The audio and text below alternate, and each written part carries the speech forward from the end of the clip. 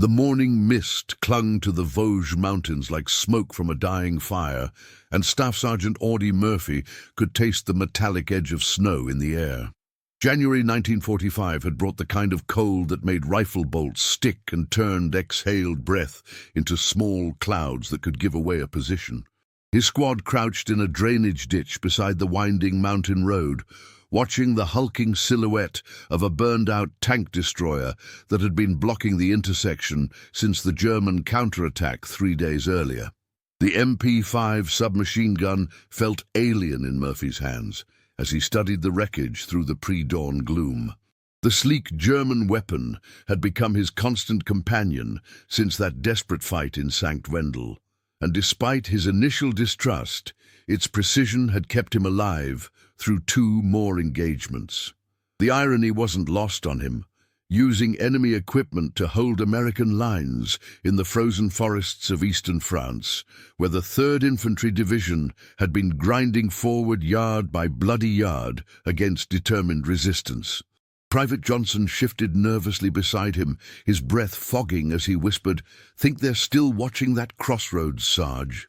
The kid's voice carried the tremor of someone who had learned that every bend in these mountain roads could hide a machine gun nest or an anti-tank gun. Murphy nodded toward the tank destroyer's twisted hull, its main gun still pointing accusingly toward the German positions hidden in the tree line beyond. "They'll be watching," Murphy replied quietly. "Question is whether they've got anything left to throw at us when we move." The radio crackled with static as Corporal Hayes adjusted the handset. Company had been trying to raise them for 10 minutes, but the mountains played hell with communications, turning urgent orders into fragments of incomprehensible noise. Through the interference, Murphy caught pieces of what sounded like new objectives, something about holding until relieved, about armor moving up from the valley, about time being critical. Lieutenant Morrison crawled forward from his position 20 yards back, his face drawn with the exhaustion that had marked every officer in the regiment since they'd entered these mountains. "Battalion wants us to secure that intersection," he said, pointing toward the destroyed tank destroyer. "Intelligence says Jerry's pulling back, but they want observation on that road before the next push." Murphy studied the terrain with the practiced eye of someone who had learned to read ground like a survival manual. The tank destroyer sat at the apex of a Y-shaped intersection, its armor-plated bulk offering both cover and a clear field of fire down 3 different approaches. But it was also isolated, separated from their current position by 50 yards of open ground that offered no concealment from the forest beyond. Johnson checked his rifle for the 3rd time in 5 minutes. "That bucket's been sitting there 3 days, he muttered. "Could be booby-trapped, could be zeroed in by every gun they got up in those trees." "Could be," Murphy agreed, but something in the way the morning light caught the metal made him think otherwise. The Germans had been methodical in their withdrawal, destroying what they couldn't take, but this particular piece of American equipment had been left almost intact. Through his binoculars, he could make out details that suggested the crew had abandoned it in haste, rather than being overwhelmed in place. The sound of distant engines echoed through the valley, and Morrison tensed as he tried to identify the source. "Ours or theirs?" Hayes asked, already knowing the answer would determine whether they advanced or called for artillery. The lieutenant shook his head, admitting what they all knew. In these mountains, with snow muffling sound and valleys creating echoes, it was impossible to tell friend from enemy until you were close enough to see muzzle flashes. Murphy made a decision that felt both inevitable and terrifying. "I'll take Johnson and Hayes. We'll move up and check that destroyer, see if the guns are still functional." He looked at Morrison, who nodded reluctantly. "If we can get observation from that position, we can call in accurate fire on anything moving in the valley."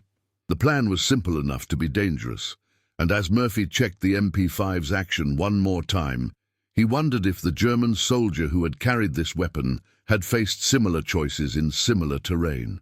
The thought followed him as they prepared to leave the relative safety of the ditch for the exposed ground ahead. If stories like this make you imagine what you'd do under fire, tell us in the comments how you think you'd react in this situation. and stay with us for the next chapters. The dash across open ground happened in heartbeats that stretched like hours.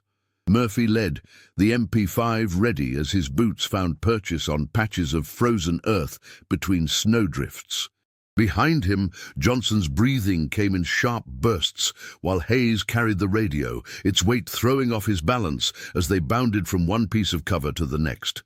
The tank destroyer loomed larger with each step, its blackened hull revealing details that made Murphy's tactical instincts hum with unease. The crew hadn't been killed in the fighting, they had been evacuated in a hurry.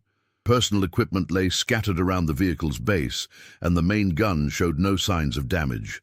More importantly, the position commanded a perfect view of the three roads that converged at this intersection, making it both a prize and a trap in the ongoing chess match between American and German forces throughout the Vosges Mountains. "Jesus," Hayes whispered as they reached the destroyer's shelter. "This thing's still got ammunition."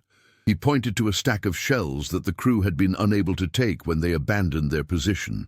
Murphy ran his hand along the gun's breech mechanism, finding it cold but functional. The irony struck him again.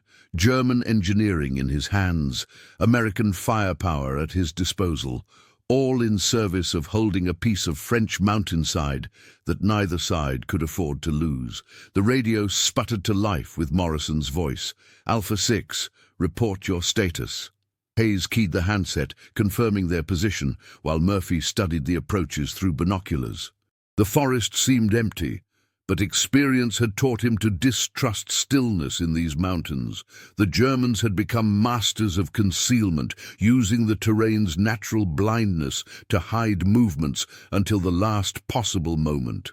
Johnson positioned himself where he could watch their back trail, his rifle trained on the ditch they had left minutes earlier.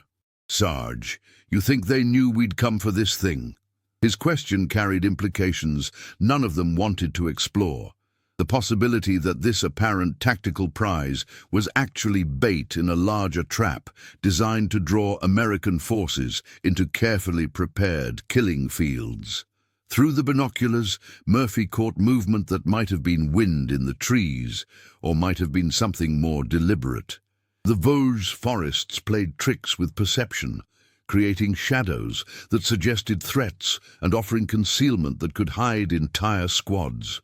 He adjusted the focus, trying to separate genuine danger from the paranoia that kept infantry soldiers alive in contested terrain. "Movement, 2 o'clock, he reported quietly. Hayes relayed the information, while Johnson shifted to get a better angle. The sound of engines had grown closer, but identification remained impossible.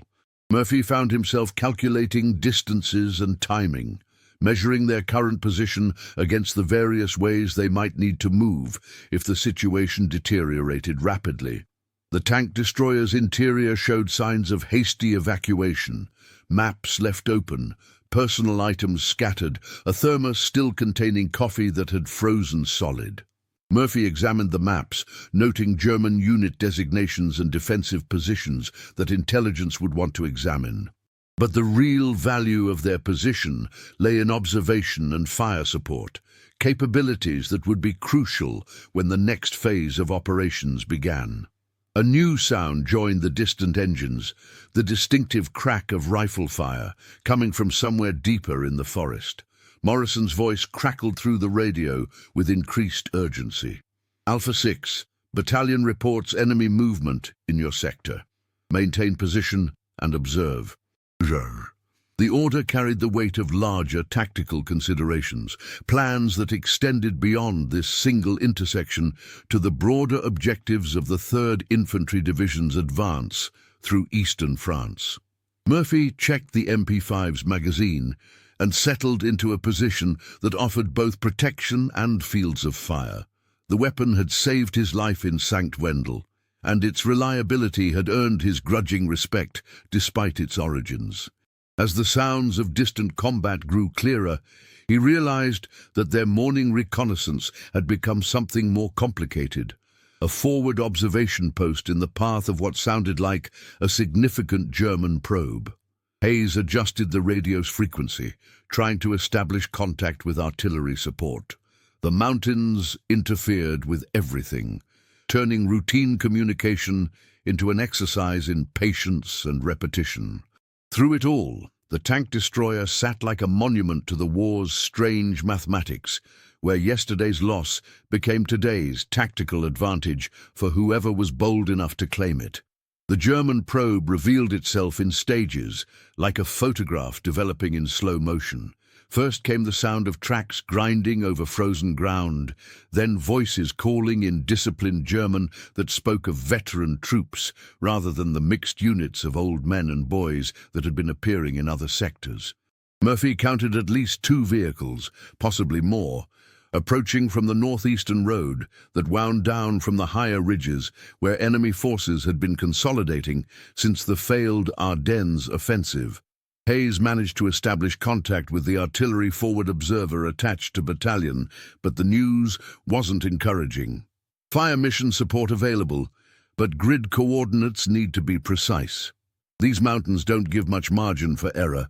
The unspoken reality hung between them. Calling artillery into terrain this close would be as dangerous to friendly forces as to the enemy, especially with visibility limited by forest and morning mist. Johnson had gone quiet in the way that experienced soldiers did when counting odds. "Sarge, if they're coming in strength, this destroyer's going to be more tomb than fortress." He gestured toward their exposed flanks, where the intersection's geometry created multiple approaches that no 3-man team could adequately cover. Murphy nodded, understanding the tactical mathematics while weighing them against the strategic value of holding observation on this particular piece of ground. The MP5 felt reassuring in his grip as movement became visible through the trees. German infantry, advancing in bounds that spoke of thorough training and careful reconnaissance. They knew about the tank destroyer, had probably been watching it since its crew abandoned it 3 days ago. The question was whether they knew it was now occupied and what forces they had committed to either retaking or destroying the position. Morrison's voice crackled through the radio with information that changed everything. Alpha 6. Battalion advises friendly armor moving up the valley road.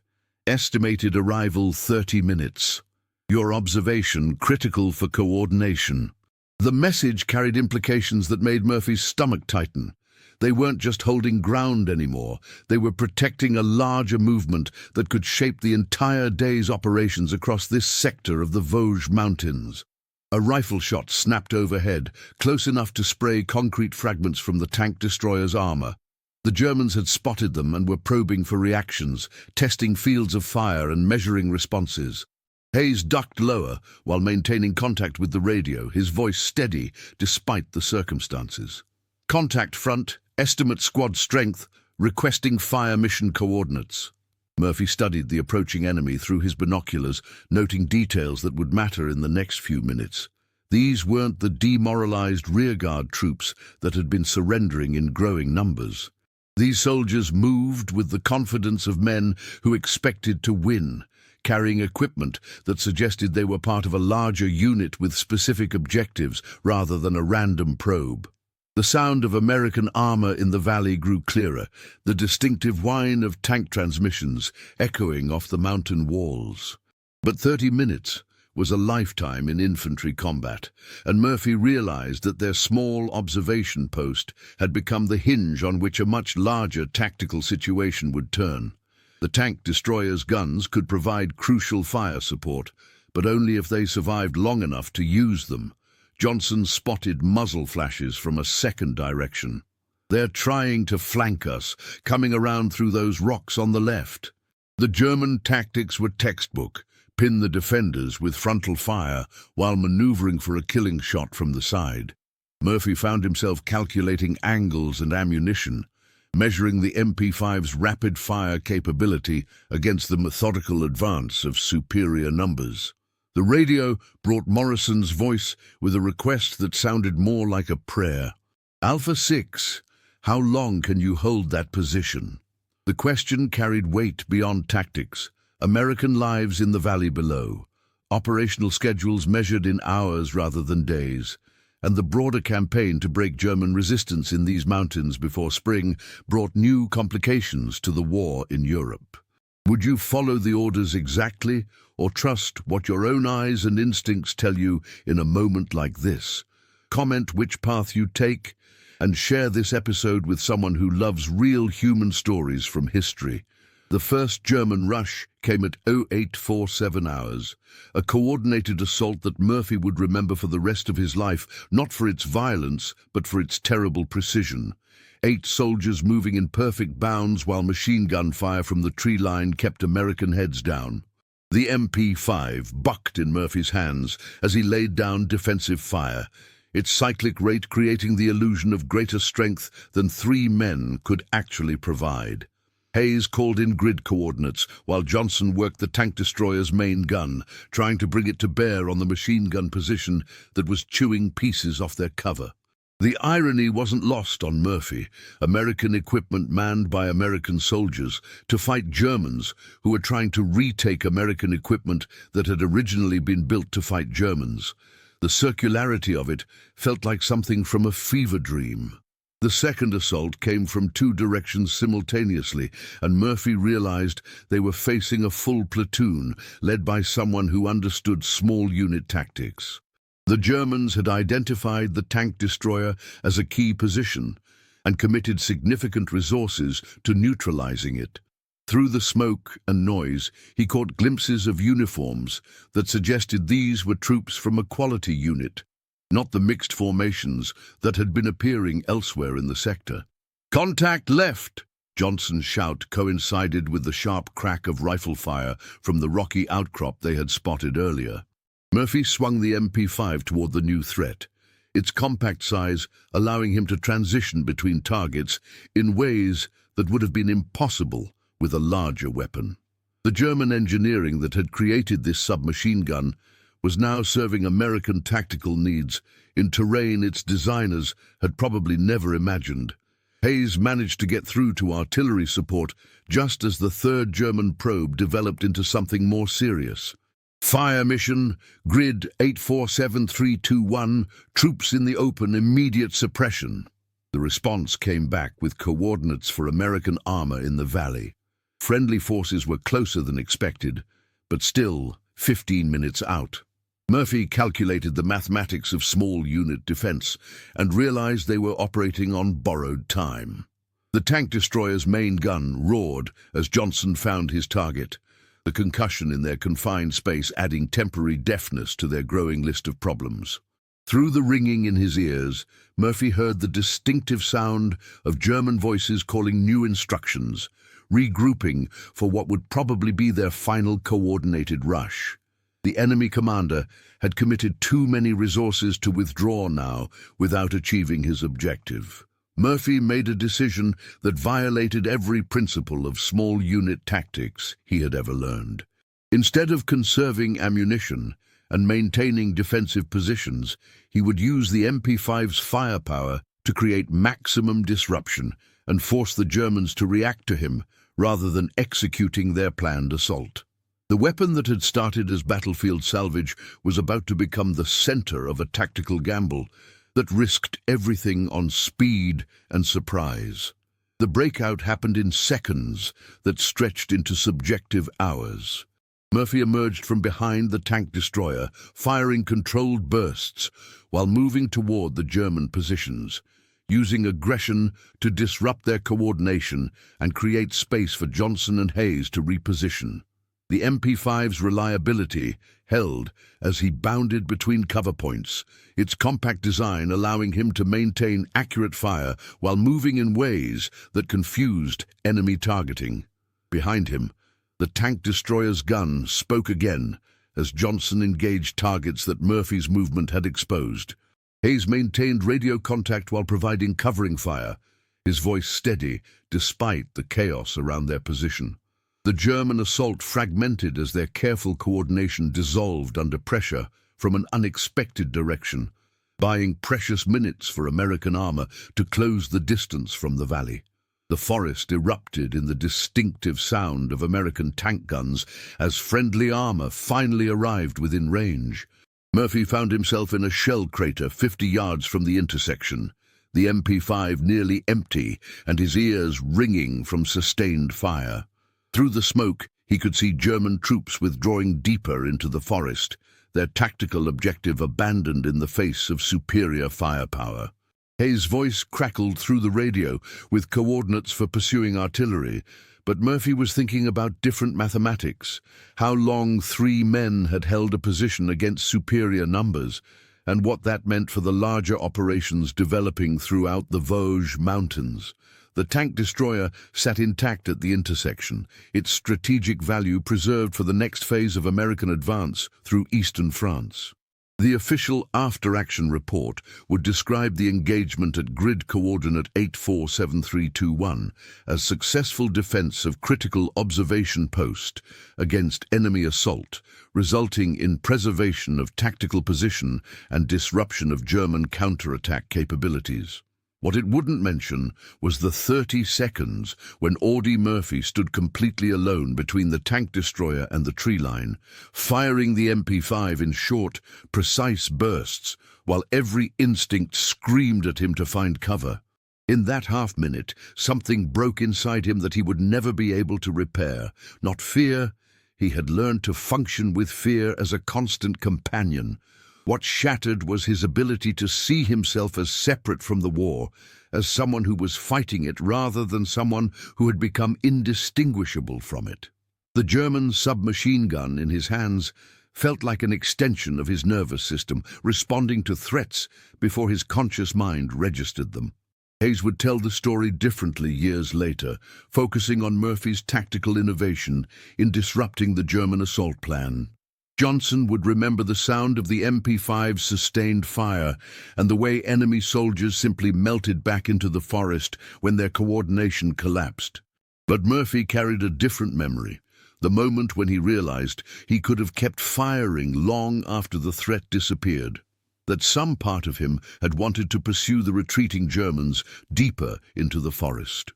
The radio brought news of the larger tactical situation. German resistance throughout the sector was collapsing, and American armor was advancing ahead of schedule along multiple axes. The intersection where they had spent the morning fighting had become a supply route rather than a front line, its strategic importance already shifting as the war moved deeper into the Vosges Mountains. Murphy looked at the MP5's empty magazine and realized he was shaking. Not from fear or adrenaline, but from the effort required to stop. Lieutenant Morrison arrived with the relief force, his face showing the mixture of admiration and unease that Murphy had begun to recognize in officers who read his reports. "Outstanding work, Sergeant. Battalion wants a full debrief on German tactics and unit identification." The praise felt distant, as though it was meant for someone else who happened to share his name and service number. The tank destroyer's crew returned to reclaim their position, professional soldiers who examined their equipment for damage and prepared to resume their mission.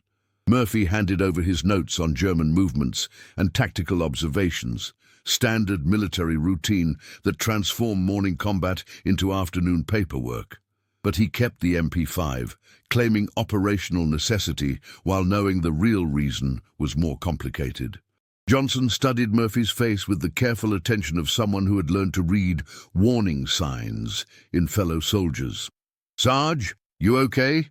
The question carried implications that neither man wanted to explore. The possibility that crossing certain lines in combat created changes that couldn't be undone, that some victories cost more than defeats. Walking back toward their company's positions, Murphy caught himself listening for German voices in the forest, the MP5 ready, despite the tactical situation having moved far beyond this particular piece of ground. Hayes chatted about hot food and mail call, normal soldier concerns that felt like communications from another world. The war would continue through these mountains and beyond, but something had changed in Murphy's relationship to it. That evening, writing his report by lamplight in a barn that served as company headquarters, Murphy found himself struggling to describe what had actually happened at the intersection. The tactical details were straightforward: enemy strength, friendly capabilities, terrain considerations. But the psychological reality resisted translation into military language, leaving gaps between what the report said and what he remembered feeling. The MP5 leaned against the barn wall, cleaned and ready, a piece of German engineering that had become part of American tactical doctrine through the random mathematics of battlefield salvage. Murphy looked at it and wondered what the original owner had felt during his last firefight, whether enemy equipment carried the psychological residue of previous users, whether tools of war somehow accumulated the experiences of everyone who had depended on them for survival. Outside, the sounds of a division preparing for continued advance, vehicles moving, radios crackling, the routine noise of military logistics in motion. The intersection they had held was already behind them, another map coordinate in the 3rd Infantry Division's progression through eastern France. But Murphy knew he would carry that 30-second eternity with him long after the war ended, a private memory that would resist every attempt to transform it into public narrative. 3 weeks later, the MP5 jammed during a firefight near Colmar, and Murphy discarded it without ceremony, picking up a familiar American carbine from a casualty. By then, the 3rd Infantry Division had pushed beyond the Vosges Mountains into the Rhine Valley, where winter fighting took on different characteristics but retained the same essential mathematics of survival and responsibility. The intersection where he had made his stand became a footnote in operational reports, significant only as a tactical waypoint in larger strategic movements. The citation that eventually found its way into his service record described exceptional courage and tactical innovation under fire, resulting in successful defense of critical terrain and preservation of friendly force capabilities. Reading it months later, Murphy felt the familiar disconnect between official language and personal memory, the way military documentation transformed complex human experiences into administrative precision. Johnson never spoke directly about what he had witnessed at the tank destroyer, but his behavior around Murphy changed in ways that suggested uncomfortable admiration mixed with instinctive distance. He had seen something that morning that challenged his understanding of normal human responses to mortal danger, and he processed the experience by quietly transferring to another squad when the opportunity arose. No explanation. No dramatic confrontation, just the practical recognition that some things were too large to carry as shared memory. Hayes carried the story differently, telling it in fragments during quiet moments when old soldiers compared experiences and tried to make sense of what they had survived. His version emphasized Murphy's tactical thinking and leadership under pressure, transforming the psychological complexity into a narrative that served practical purposes. Inspiration for new replacements, evidence that intelligent aggression could overcome superior numbers. The war ended without Murphy ever fully understanding what had happened to him during those 30 seconds of sustained fire. He returned to Texas, carrying skills and reflexes that had no peacetime application, along with memories that resisted integration into civilian identity. The MP5 had disappeared into the administrative machinery of military logistics, probably destroyed or redistributed according to regulations that governed captured enemy equipment. Years later, working his family's farm and dealing with the persistent insomnia that followed many combat veterans into peacetime, Murphy would sometimes hear the distinctive sound of rapid-fire weapons and find himself calculating fields of fire and avenues of approach before remembering that the threat belonged to a different time and place. The intersection in the Vosges Mountains existed now only in memory and official records, but the psychological changes it had catalyzed remained permanently embedded in his nervous system. During the occasional interview or public appearance, Murphy learned to describe his wartime service in terms that satisfied public curiosity while protecting private reality. The tank destroyer incident became a story about American determination and tactical flexibility, a narrative that served useful purposes while revealing nothing essential about the experience of standing alone between cover and tree line with a foreign weapon that had become an extension of his survival instinct. The real story, the one that lived in his sleep patterns and stress responses, remained untranslatable into public language. It belonged to a category of human experience that could only be shared among people who had crossed similar psychological boundaries. Veterans who understood that courage and trauma were often the same phenomenon, described from different perspectives. Late at night, when sleep wouldn't come and memories moved through his consciousness like weather patterns, Murphy sometimes wondered what had happened to the German soldier who had originally carried the MP5. Whether he had survived the war, whether he had faced similar moments of psychological transformation, whether enemy veterans carried parallel memories of weapons that had saved their lives through mechanical reliability that transcended national boundaries. The question remained unanswered and probably unanswerable, like most of the important questions that emerged from combat experience. The intersection where he had made his stand continued to exist in the Vosges Mountains, serving peacetime traffic along roads that no longer carried tactical significance. But the 30 seconds when Audie Murphy had become something other than himself, something more dangerous and more fragile than normal human beings, lived on in the space between public legend and private memory, where heroes discovered that survival came with costs that citations never mentioned. If this story reminded you that behind every medal there's a human being carrying memories we'll never fully see, subscribe to the channel, tell us which country you watch from, and invite someone to revisit history with us in the next story.